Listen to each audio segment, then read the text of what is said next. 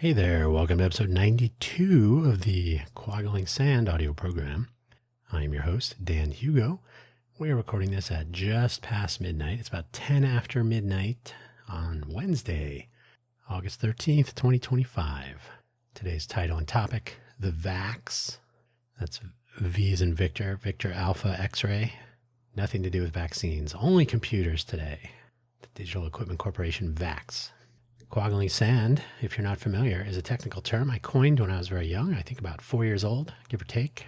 A technical term that you probably replace with a much more casual, less technical, less precise expression such as pins and needles. It's the feeling, the sensation you get when circulation returns to a limb that has been otherwise compressed or sometimes even held up so that gravity prevents proper circulation, some numbness, and then as the sensations return, you will feel the unmistakable sensations of quaggling sand. Make a note of it. The purpose of this program is essentially audio essays, stories, tales, recollections. They may be useful or interesting to you. They probably were to me as they were happening, and maybe they still are as I'm recounting. Hopefully, wherever you found this audio program, you're able to locate the episode description, which contains the show notes, including a brief summary, which I will read to you, and the links for today's episode. 3 shameless self-promotion links, and that's probably going to go to 2, to be honest. And then 1 link for those of you curious about what the VAX really is. It is what I told you, but more detail. So let us begin. This, episode 92, the summary. The old Digital Equipment Corporation, also known as DEC, had back in the day a PDP-11 successor for mini computers, known as VAX, the Virtual Address Extension, EX extension, VAX. On entering college back in those days, I was introduced to our computing services department, their computer systems on which we would be completing our first year computer science homework, among other things. It was sort of the main computer, not quite a mainframe, but the main computer for the Harvey Mudd College.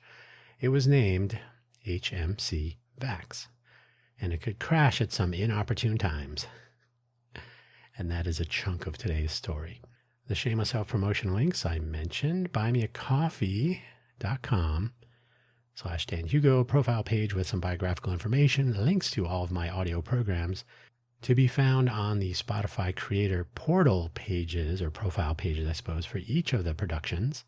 And now recently added YouTube links, channels for each. Why, I bet you didn't know this, but maybe you do. Even the Buy Me an Update, which I also have a link to here, buymeacoffee.com/Dan Hugo/posts. Even that Buy Me an Update audio program published on Mondays is now available on YouTube and via your favorite podcatcher software, as they're sometimes called, published through Spotify, appearing on Apple iTunes or Apple Podcasts, I suppose. I mentioned YouTube, Amazon Music, and so on. The same is true of Coffee Solo. KOFI, Coffee Solo, available at ko-fi.com, ko-fi.com/Dan Hugo/posts, and in those other places I mentioned. So if you just visit buymeacoffee.com/Dan Hugo, you should be able to find links to all of my audio productions, and who knows what else will be coming. That's why I'm going to try to whittle this link section down a little bit for the shameless self-promotion stuff. You are under no obligation to spend any money at either Buy Me a Coffee or ko-fi.com. You can if you want to. Any and all proceeds will go towards the purchase of coffee or coffee-related devices and equipment. Coffee is indeed what powers all of these efforts. The VAX, again, Virtual Address Extension, a product of Digital Equipment Corporation, extending the PDP-11 into 32 bits, 32 exciting bits. Today, most computers that you use on your desktop or in your laptop or even on your phone are 64 bits. But 32 bits was a lot back then. The VAX. And now on with the show. This was not my first VAX.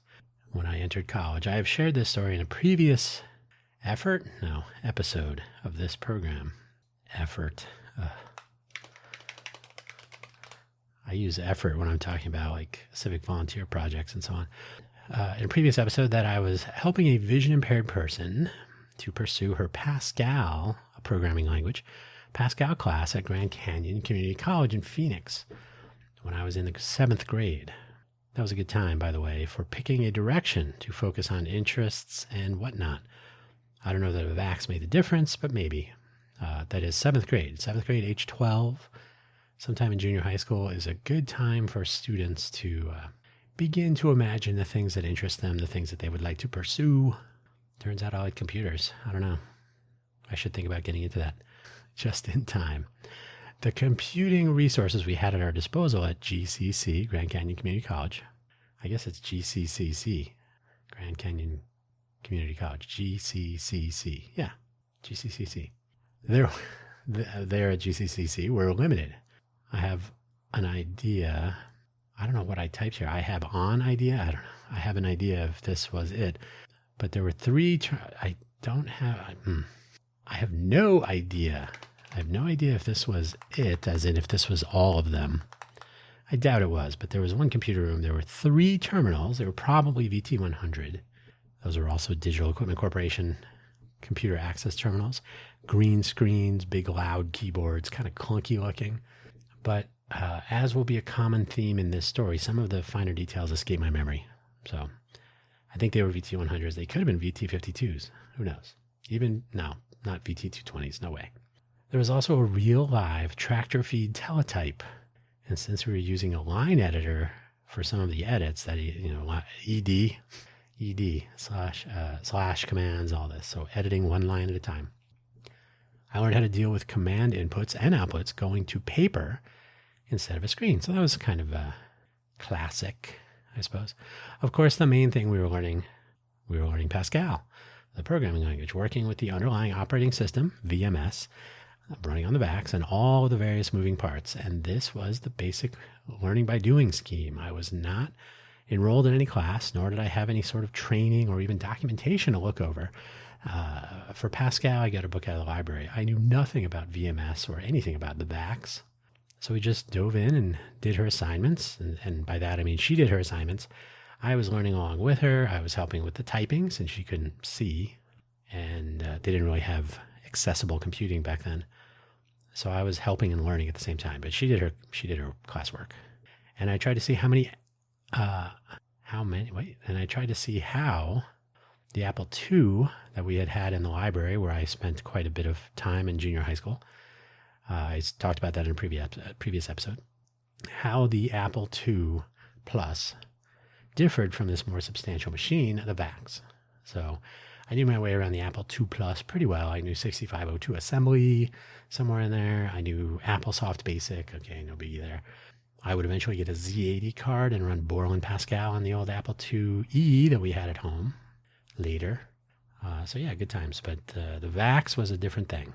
Second time interacting with the VAX, we started the new school year receiving our accounts on HMC VAX, part of the Claremont.edu computing domain. And email was a thing, sort of, back then, just coming into sort of common usage. The internet was still very new. For those of you in the know, we were still using BitNet addressing for some things. So it wasn't one grand unified internet across the board. So some old legacy stuff was getting worked out, especially during my first year. That was in 1989 and 90. This would be the machine on which we would do our CS5, that's Computer Science 5 homework, which was back then in Pascal of all things. Oh, wait, I already know Pascal by this point. It would not be for, I think, the second year after ours it would not be until 4. So I was a junior. So 2 years later, when the curriculum switched from Pascal to C, the C programming language, which was, Pascal is more of an academic programming language, great for teaching programming, but not so much stuff, except for the Mac app framework, but whatever. C was the place to be, especially if you were going to do anything in Unix. Things were not moving in internet time back then. So the switch from Pascal to C was a lazy one. We should have been learning C when I was a freshman. That's fine. Having already learned Pascal, as I mentioned, on a VAX, of course, It was a pretty good start for me anyway, though we still did not have any sort of training or classwork or even tutorials as to how VMS worked. Best practices, nothing really at all. Kind of just point us at our computer, give us our username and an initial password. Good luck. Learn by doing, or ask the person at the terminal next to you, or hunt down the manuals if you could find them. I have to be honest, they were findable.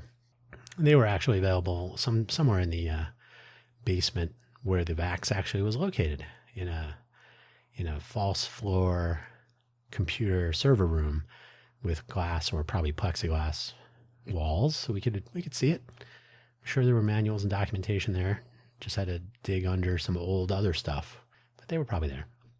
I will mention here HMC VAX usernames followed a fairly normal convention for the time. First initial, last name, unless there was some other preference. So, for example, a friend of mine there, Bill, with a B, was of course named William, but his username went with the B rather than the W, for example, because he went by Bill. So, B, last name. But I stuck with the standard, which I continue to stick with for the most part today. Thus, D. Hugo, DHUGO, is my most usual email address name for any number of domains, and there are many.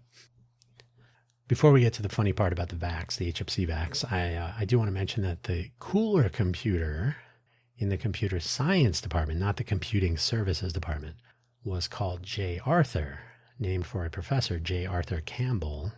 It was a sequent balance machine with multiple National Semiconductor NS32032 processors running in parallel. It was an experiment. Well, the whole company was building symmetric multiprocessing machines as kind of an experiment to see if they could get better performance out of computing with parallel processors running parallel processes. It was running a form of Unix called Dynix for Dynamic Unix, DYNIX.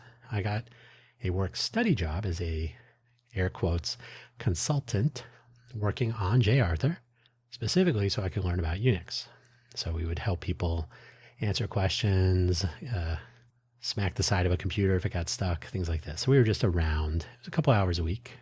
Very educational, though. The CS Computer Lab had some Spark stations. Those were from Sun Microsystems. Spark with a Q. Spark stations running the X Window system, or X11, complete with Motif and Athena widgets and all of the coolness associated with the classic X.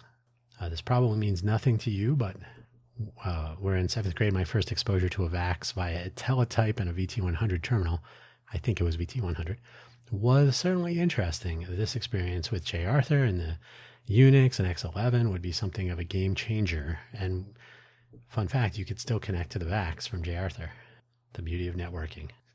At some point during my tenure at MUD, J. Arthur was upgraded from a sequent balance, running those national semiconductor parts, to a sequence symmetry, which I think had maybe 83, 86 processors, running in parallel, of course, and I think it was 8 if I recall. A snappy parallel processing machine that was only overshadowed at the end of my time there at MUD with a new DEC, Digital Equipment Corporation Alpha machine running at a blazing fast 400 megahertz in the computing services department, and an Intel Hypercube in the computer science department, but I never worked with either of those, so I didn't get to try out the bleeding edge. That would happen later in Silicon Valley. So the 99 bottles debacle and the HMC VAX later in the first semester, the night before our big CS5 homework assignment was due, and everyone in our class, which was originally 151 incoming students, and everybody had to take CS5, and everybody was a procrastinator. Everybody waited till the last minute. Was trying to get their code working, which was bogging down the old VAX. Was bogging it down quite a bit, leaning into a trolling role. A classmate named Michael, I won't use his username, then you would know his last name, sent out a broadcast message, maybe it was a bulk email, and the entire Frosh class received it, I can't remember, announcing that he had completed the assignment, wishing us all the best of luck. I hope the VAX doesn't crash, something to that effect. It was wont to do that now and then. He was such a jerk. Another classmate, Bob, who was much smarter, still is, sent everyone who was not Michael some code he whipped up real quick, which would send an email containing the lyrics to 99 bottles of beer on the wall, starting with 99, send that message, and then another message at 98, and so on. We all directed this stream of emails to Michael. And since Michael had some free time having completed the CS5 homework, he wrote a little, I don't think he had to write much, but he got his mail client to auto respond to each message, creating something of an increased load on the system. Say, if 100 of the 151 students actually participated in the chicanery, they were actually sending the automated message to Michael. Michael was automatically replying. So that's 200 messages every few seconds. And this is only an old VAX back in the day, so I don't know if you've ever had 100 people using your computer. It can get a little weird. The problem came with the next automated response that Bob orchestrated, so that every outgoing message to Michael and then each of those auto responses from Michael back to the people who were sending him the message was then auto responded to by each of the people who received the message from Michael in response to the message they sent to him, which, as it turns out, taxed the system to failure. Resounding failure, in fact. Rumor has it the system swapped out the virtual memory tables, which would be rather substantial and catastrophic system failure. So I'm going to suggest that the rumor was only that. More likely, the system probably filled up a disk with all of this silly email messages, all of these silly email messages. Disks were tiny by today's standards. I remember a disk pack. It looked like a stack of plates, like serving plates, like big, giant, probably, I'm going to guess something like 24 inches in diameter, a stack of like 5 or 6 of them. And that was like 5 megabytes. So we could have filled up a disk with who knows what, if it was, if it was not empty. So we may have filled up a disk. And then, of course, when the system runs out of disk space, who knows? Maybe the system load went so high that connected terminals and other processes simply starved for processor time, grinding everything to a halt. So it seemed like it had crashed, but really it was just too slow to even respond in a useful way anymore. Who knows? Remember, we were all compiling our Pascal homework through this exercise at the same time. So not only is the system trying to deal with hundreds of email messages every few seconds for no good reason, but people are trying to complete their homework. So they're editing, they are compiling, they're recompiling. So everything was a load on the system, a load on the disk, a load on the network. Too much.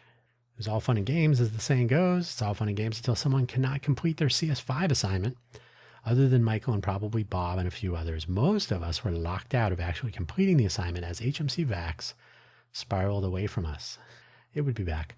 The next day, there was some discussion among the professors and the computing services people concerning this debacle, which on the one hand was caused by this trolling that went a bit overboard, kind of a prank gone wild, but which also identified a weakness in the system. So it was kind of you shouldn't have done that, but I guess now that you did, we know we have to fix it.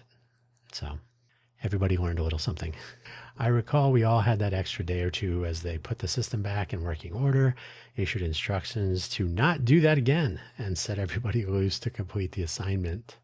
This would not be the only time HMC VAX would fail to tolerate workloads, which led to much joking and even some characterizations of some of the VAX fans in our student body on our campus. One person, I believe his name was Alex, tall guy, red hair, was alleged to disappear anytime HMC VAX crashed, as though he were an extension of the machine. Can neither confirm nor deny that one, but I kind of think it was true. This 99 bottles experience, though, was my first exposure to what is now called a denial of service attack. Place so much load on a computer or on a network or on anything that it cannot keep up. It fails, and it leaves anyone depending on it to function out of luck. Well, I guess you're going to have to wait till tomorrow or next week or whatever.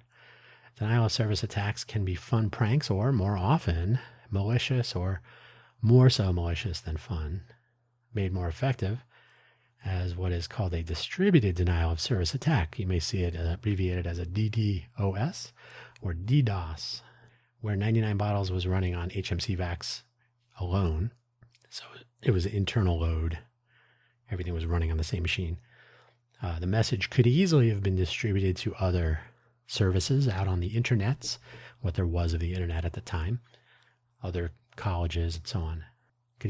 Those could easily have been passing to and from remote machines, the messages and any other workloads requests, network traffic around the world even, which would almost certainly have led to a quicker failure at scale. So back then, it was a very trusting environment, the initial internet and the bitnet and the whatever other nets. I know we were on bitnet and maybe something else. I can't remember exactly. Exclamation marks to form network addresses. You can do something similar with the digital pagers, from what I understand, or you could back in the day anyway. I've heard stories. So those are the good old days. I believe the attention span of a casual website visitor today, if people still do visit websites, is something like 5 seconds. And that's a lot. You want to get your web page served up to your web visitor in 2 to 5 seconds. And really you want it to be closer to 1 second. 5 seconds is an eternity. At 10 seconds, they're already gone. They're already going over to InfoWars or who knows what. If your website is not finished presenting the response page and ready to interact with the next thing, in those 3 to 5 seconds, your visitor might move to something else, and that is the way of the internet today. Impatient. Absolutely no connection to the work that goes into delivering this stuff. These kids, not great for user retention, ad revenue generation, sales conversions, etc. In the 99 bottle scenario, and often when using HMC VAX before a homework assignment was due, 5-second response would have been amazing. Like literally amazing. We were lucky if we got some response of any kind, 30, 60 seconds, and then eventually none at all. If you read or read one of those, both maybe, in the news of late, AOL, America Online, is shutting down their dial-up services on September 30th of 2025. That's this year. About 6 weeks from today, the end of an era, a time when, again, 5 seconds would have seemed so fast we wouldn't know what to do with ourselves. 5 seconds. Storage, solid state storage, which back then was unheard of. So any kind of storage, disk or solid state, flash, NVMe, all the cool stuff. Blazing fast wired networks. Also blazing fast wireless networks in our homes and coffee shops and whatnot. We're out and about. And of course, mobile data networks that are sometimes about as fast as wired wide area networks, like your cable modem or your DSL. Your Generation 5 mobile phone probably does almost as well, especially if nobody else is using your bandwidth, if you have it all to yourself. And of course, our 5 gigahertz multi-core processors, multi-processing operating systems, and high-quality user interfaces on our desktops and mobile devices have collectively made computing a fluid part of just about everything.